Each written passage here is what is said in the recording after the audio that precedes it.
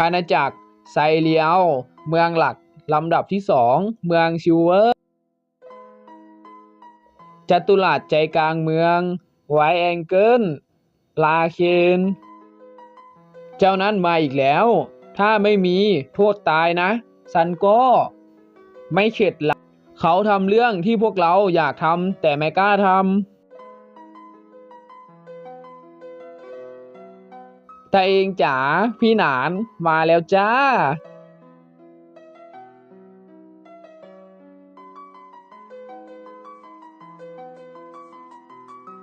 ฐานทัพลับตายอีกแล้วสิเรานักรบการ์ดที่เคารพคุณถูกตัวละคร NPC พิเศษไวแองเกิลลาเคนผู้ปกป้องเมืองซิลเวอร์ฆ่าตายเลเวลของคุณเป็น0กลับสู่สถานะแต่ว่าแบบนี้ก็ตรงกับเงื่อนไขภารกิจลับกอดขาน้องนางฟ้าแล้วสิติงคุณถูกไวแองเกิลลาเคนลงโทษ369ครั้งยินดีกับความสำเร็จของภารกิจกอดขาน้องนางฟ้ารางวัลม้วนหนังสือแห่งความโชคดีฉันตายไป369ครั้งใช้เวลาไปทั้งหมด69วัน4ชั่วโมง12นาทีก็เพื่อแกนี่แหละตอนนี้ได้เวลาเปลี่ยนชะตาชีวิตแล้ว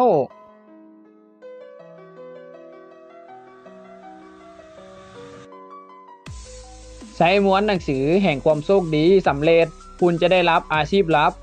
จักรพรรดิการ์ดสีดำแพท10สกิลฟิวชั่นการ์ดสีดำสามารถเข้าไปดูได้ที่หน้าต่างคุณสมบัติชื่อโจหนานสกิลพื้นฐานการหาเอกลักษณ์เลเวล0กับเมืองเลเวล0เสริมแก่งการ์ดฟิวชั่นการ์ดสายยายังไม่กำหนดเลเวล1 0% สกิลพอยต์1ค่า HP 100แพสซีฟสกิลฟิวชั่นการ์ดสีดำค่า MP 100อาชีพจักรพรรดิการ์ดสีดำอาชีพลับแพสซีฟสกิลยังไม่เปิดใช้งานไหนขอดูแพสซีฟสกิลหน่อยแพสซีฟสกิลฟิวชั่นการ์ดสีดำคำอธิบายจักรพรรดิการ์ดสีดำมีแพสซีฟสกิลติดตัวสามารถฟิวชั่นการ์ดต่างๆได้โดยไม่ต้องใช้เคล็ดลับหรือวิธีพิเศษใช้ค่า MP ในการฟิวชั่นการ์ด2ใบการันตีได้การ์ดสีดำเมื่ออัพเลเวลจนถึงระดับที่กำหนดแพสซีฟสกิลนี้จะแข็งแกร่งมากขึ้นฟิวชั่นการ์ดได้โดยไม่ต้องใช้เคล็ดลับหรือวิธีพิเศษแบบนี้ก็สวยดีพี่จงรู้ไว้ในโลกแห่งเกมการ์ดที่แท้จริงนะการ์ดกฎเกณฑ์ต่างๆของโลกใบนี้เหมือนกับเกมการ์ดทุกคนคือเพลเยอร์และถูกระบบขนานนามว่านักรบการ์ดทุกสรรพสิ่งล้วนเป็นการ์ดและการ์ดคืออาวุธรวมถึงเป็นเครื่องมือในการสื่อสารอีกด้วยการ์ดมีทั้งหมด5ประเภทใช้สีในการแบ่งแยกความแข็งแกร่งตามสีขาวสีเขียวสีน้ำเงินสีม่วงและสีส้มการ์ดสีขาวเป็นการ์ดที่ได้มาง่ายที่สุดแต่ความแข็งแกร่งก็น้อยที่สุดเช่นกันนอกจากการ์ดทั่วไปทั้ง5ประเภทแล้วก็ยังมีการ์ดพิเศษเช่นการ์ดสีแดงและสีดำแต่สีของการ์ดพิเศษก็ไม่ได้หมายความว่าจะแข็งแกร่งการ์ดสีแดงและสีดำอาจจะแข็งแกร่งเท่าการ์ดสีส้มหรือไม่ก็กากเท่าการ์ดสีขาวไม่ว่าการ์ดทั่วไปหรือการ์ดพิเศษก็สามารถเพิ่มพลังได้ด้วยการเสริมแก่งการ์ดและการฟิวชั่นการ์ดการเสริมแก่งการ์ดและการฟิวชั่นล้วนต้องใช้เคล็ดลับพิเศษถ้าไม่มีแล้วก็เมื่อล้มเหลวแล้วทั้งการ์ดและวัตถุดิบก็จะหายไปหมดแต่ตอนนี้ฉันเป็นจักรพรรดิการ์ดสีดำสามารถฟิวชั่นไม่ต้องใช้เคล็ดลับพิเศษมาสิเริ่มเลยมีการ์ดให้ฟิวชั่นเป็นกองเลยนะไม่สิฉันใช้เวลาไปเยอะเพื่อทำภารกิจอันนี้ตอนนี้เพลเยอร์แถวหน้าคงไปถึงเลเวล20กันแล้วส่วนฉันยังไม่มีซักเลเวลเลยต้องรีบตามให้ทันงั้นเอาการ์ดขาวก่อนก็แล้วกันตอนนี้ฉันยังเลเวล0สามารถขอการ์ดขาวจากเทพธิดาในฐานทัพลับได้1ใบ ท่านเทพธิดาโปรดประทานการ์ดให้ข้าทีตามที่เจ้าปหมีหนึ่งตัวไม่มีสกิลไม่มีค่าอะไรหมีขาวปั่นเป่าการ์ดอัญเชิญยินดีด้วยคุณได้รับการ์ดระดับเริ่มต้นการ์ดสีขาว1 ดาวหมีขาวปั่นเป่าจะเก็บเข้ากระเป๋าโดยอัตโนมัติอัญเชิญหมีขาวปั่นเป่าออกมาต่อสู้ค่า HP 5,000 ATK 10หา30คืน1 HP วินาทีค่า MP 0ไม่มีสกิลสามารถอัพเป็น2 ดาวได้จากการเสริมแก่งการ์ดโดยใช้หินหิมะคูณ2ใช้ค่า MP 10 MP ต้องการคำแนะนำสำหรับมือใหม่หรือไม่ให้เราแนะนำฐานทัพลับให้กับคุณไหมแม้ว่าฉันจะโดนฆ่าตายจนเลเวลเป็น0เพื่อภารกิจลับก็เถอะแต่มันไม่ได้หมายความว่าฉันเป็นผู้เล่นใหม่ซะหน่อยฉันมาที่นี่ตั้งครึ่งปีแล้วนะใครจะไม่รู้ว่าฐานทัพลับเป็นพื้นที่ส่วนตัวของเพลเยอร์ทุกคนเทเลพอร์ตครั้งแต่ว่าการจะใช้แพสซีฟสกิลต้องมีการ์ด2 ใบซึ่งตอนนี้ยังขาดไปใบหนึ่งฉันในตอนนี้ไม่มีอะไรสักอย่างไปหาภารกิจสำหรับเพลเยอร์ใหม่อันนี้ละกันการฝึกของเพลเยอร์ใหม่ความต้องการโจมตีและฆ่าไก่สำหรับฝึก1 ตัวรางวัลปลดล็อกภารกิจเฉพาะคุณภารกิจในเนื้อเรื่องรองภารกิจชาเลนจ์และการรวบรวมภารกิจปลดล็อกระบบห้องแชทสุ่มการ์ดขาว1 ใบจักรพรรดิการ์ดสีดำที่เคารพคุณได้รับภารกิจของเพลเยอร์มือใหม่แล้วเทเลพอร์ตได้ระบุสถานที่ของภารกิจเรียบร้อยแล้วกรุณานำการ์ดของคุณไปด้วยจงเตรียมพร้อมเพื่อต่อสู้ซะสนามฝึกของเพลเยอร์ใหม่สนามฝึกของเพลเยอร์ใหม่นี่เป็นครั้งที่2ที่มาที่นี่ไก่สำหรับการฝึกหือปั่นเป้ารีบจัดการไก่ที่อยู่ตรงหน้านั้นซะ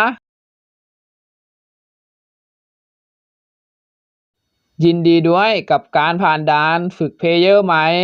ระบบภารกิจในเนื้อเรื่องรองการรวบรวมภารกิจภารกิจชาเลนจ์และภารกิจเฉพาะคุณได้เปิดใช้งานแล้วปลดล็อกห้องแชท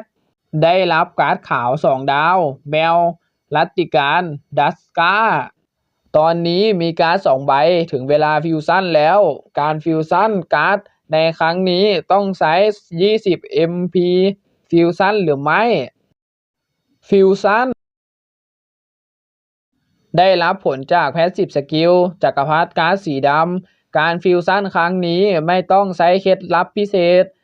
การ์ดขาว1 ดาวหมีขาวปั่นเป่าและการ์ดขาว2 ดาวแมวรัตติการดัตกา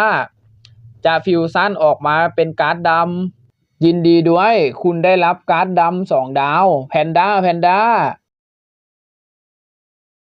แพนด้าแพนด้าการ์ดอัญเชิญ4 การ์ดดำเลเวลในการใช้ไม่มี MP ที่ใช้20 MP คำอธิบาย1อัญเชิญแพนด้าแพนด้าออกมาต่อสู้ค่า HP 15,000 ATK 10หา20ฮิว3 HP ต่อวินาทีเกาะ1ลดความเสียหายทางกายภาพ5.7% ความเร็วในการโจมตี1 ครั้งต่อวินาทีสกิลติดตัวทุกครั้งที่โจมตีมีอัตรา 5% ที่จะสร้างความเสียหาย30 แต้มในระยะ3 เมตรรอบตัวเป้าหมายคำอธิบาย2สามารถอัพเป็น3 ดาวได้จากการเสริมแก่งการ์ดโดยใช้อัญมณีป่าคูณ3โอ้การ์ดขาวที่ฟิวชั่นมั่วๆกับมีสกิลแบบที่เทียบกับการ์ดเขียวได้เลยนะเนี่ยวู้ฮู้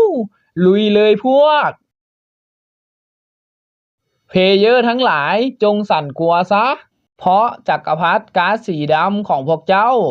มาแล้วจักรพรรดิสีดำสำหรับฉันแล้วภารกิจที่เหมาะสมที่สุดก็คือภารกิจที่เพลเยอร์ต่ำกว่าเลเวล10ถึงจะทำได้ปกป้องคาซานัน ภารกิจเนื้อเรื่องรองภารกิจนี้คือการมุ่งหน้าไปที่หมู่บ้านชาวประมงคาสนันและต่อกรกับการโจมตีทั้ง9 รอบจากเหล่าเงือกปีศาจรวมถึงฆ่าหัวหน้าเหล่าเงือกซันซิแวนให้สำเร็จภายใน100 นาทีงั้นตอนนี้ฉันคงเลือกความยากได้แค่ระดับ N1 N1 ขอคนเก่งๆอันนี้ก็แล้วกันจักรพรรดิสีดำเลเวล1เข้าร่วมห้องโลกทีมลับคุณเข้าร่วมห้องแชท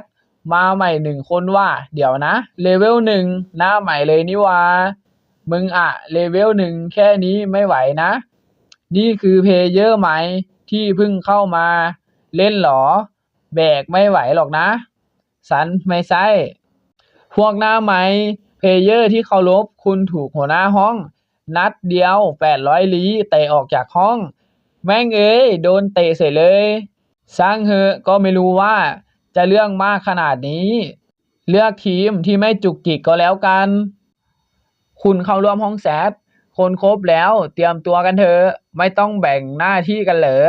อย่างใครจะบุกใครจะตั้งรับอะไรอย่างนี้ความยากระดับ N1 เองสายเท้าสู้ก็ชนะนี่มันแม้จะเป็นระดับ N1 แต่ก็ใช่ว่าพวกหน้าใหม่จะผ่านด่านไปได้ง่ายๆนะหมู่บ้านชาวประมงคาสนันตั้งอยู่ใจกลางแผนที่ทิศตะวันออกตะวันตกและทิศใต้มี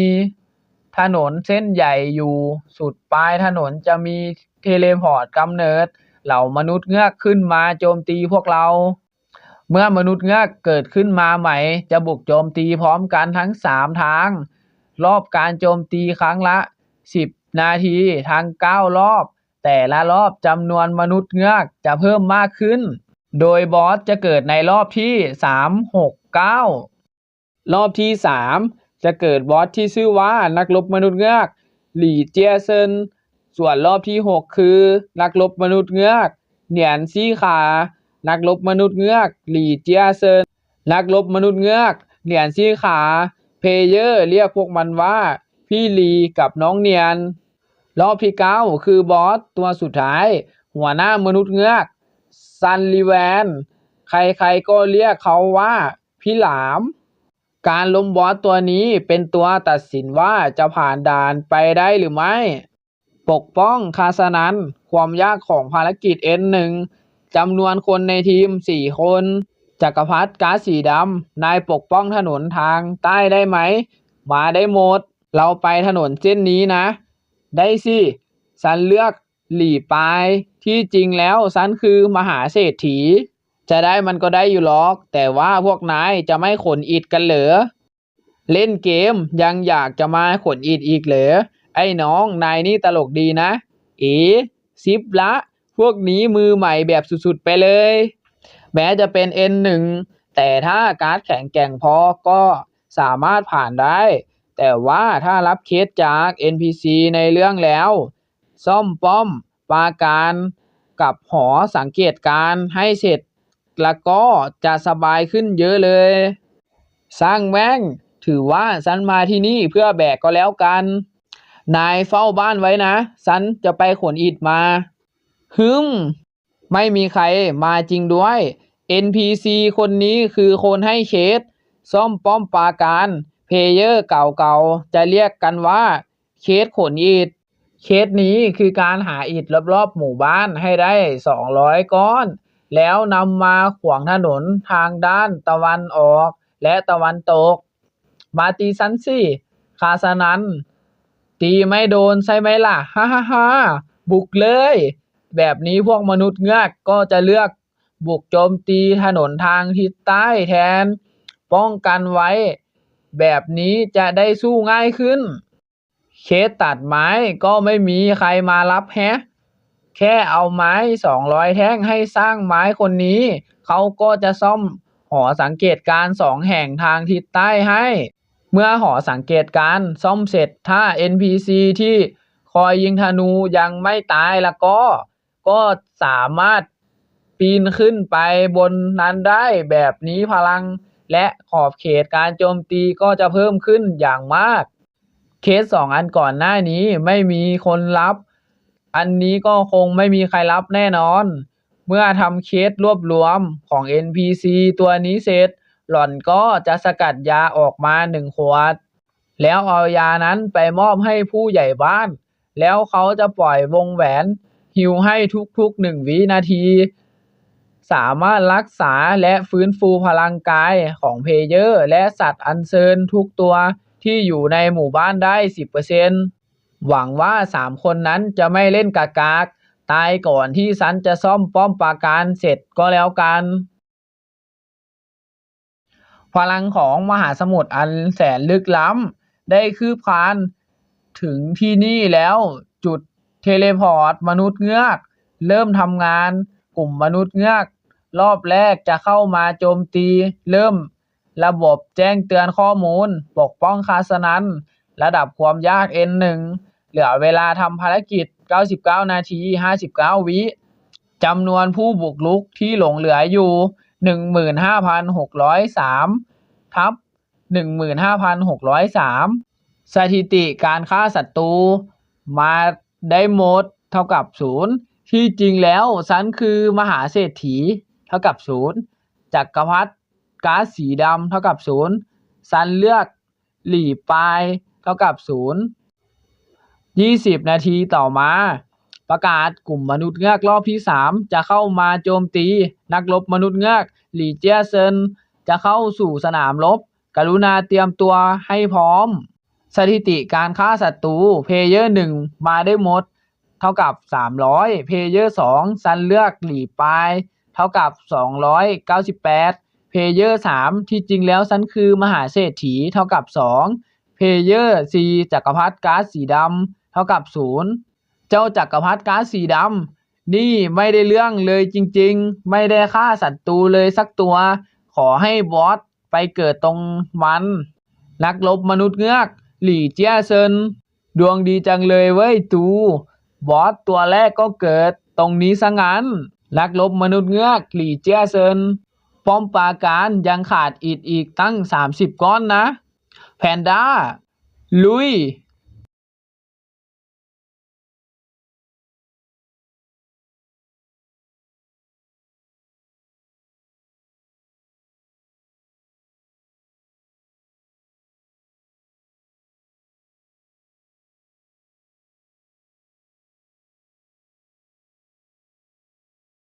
โชคดีที่มีสัตว์อัญเชิญอยู่ในสนามให้สู้กันเองไปก่อนแล้วกันไม่งั้นฉันได้กลายเป็นเนื้อบดไปแล้วแน่ๆประกาศเพลเยอร์มาได้หมดตายระหว่างการต่อสู้ลูกพี่มีสัตว์อัญเชิญช่วยสู้แล้วยังจะตายอีกเหรอประกาศเพลเยอร์ที่จริงแล้วฉันคือมหาเศรษฐีออกจากเกมประกาศเพลเยอร์ฉันเลือกหลีปายออกจากเกมเขาได้ทิ้งข้อความเอาไว้ว่าไอ้จักรพรรดิแกทำฉันเสียเวลาโคตรเลยออกไปซะล้อเล่นใช่ไหมเนี่ยในเมื่อเป็นอย่างนี้เดี๋ยวพ่อจะลุยเดี่ยวให้ดูเป็นขวัญตาเดี๋ยวฉันก็ขนอิฐเสร็จแล้วขนเสร็จสักทีต่อจากนี้ก็ให้คาคานก่อกำแพงแค่นี้ก็เรียบร้อยฉันจัดการเองประกาศสร้างป้อมปราการสำเร็จเสร็จสักทีแต่ภารกิจหอสังเกตการณ์คงจะทำไม่สำเร็จแล้วล่ะทำเคสม็อบยาให้ผู้ใหญ่บ้านก่อนก็แล้วกันจะได้เติมเลือดให้แพนด้าได้ยามาแล้วมอบให้ผู้ใหญ่บ้านประกาศผู้ใหญ่บ้านแบร์ได้ใช้สกิลวงแหวนฮิลรอบนี้เอาอยู่แน่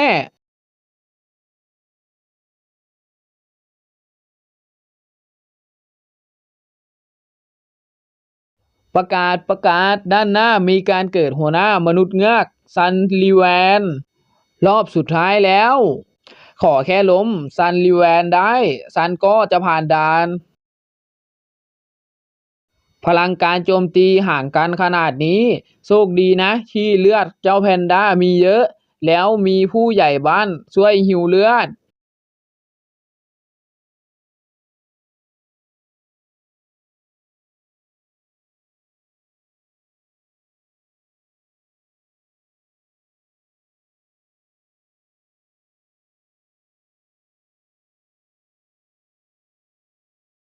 ฆ่าหัวหน้ามนุษย์เงือกและต่อกรกับการบุกรุกของมนุษย์เงือกได้สำเร็จใช้เวลาไปทั้งหมด89นาที46วินาทีขอแสดงความยินดีกับผู้กล้าที่ปกป้องเมืองคาสนันเอาไว้ได้ปลดล็อกเมืองคาสนันความยากระดับ N2 ในการต่อสู้ครั้งนี้คุณได้ฆ่ามนุษย์เงือกไปมากกว่า 10,000 ตัวได้รับรางวัลเป็นกล่องสมบัติ1กล่องของรางวัลทั้งหมดถูกส่งไปที่ฐานทัพลับเป็นที่เรียบร้อยเนื้อเรื่องรองนี้จะหายไปใน3นาทีกรุณาเทเลพอร์ตกลับสู่ตบบอสจนได้ตีศูนย์ของซันลิแวนมาด้วยแฮะเหมือนจะดรอปเศษชิ้นส่วนแผนที่สมบัติมาด้วยหรือเปล่านะโชคดีจริงๆ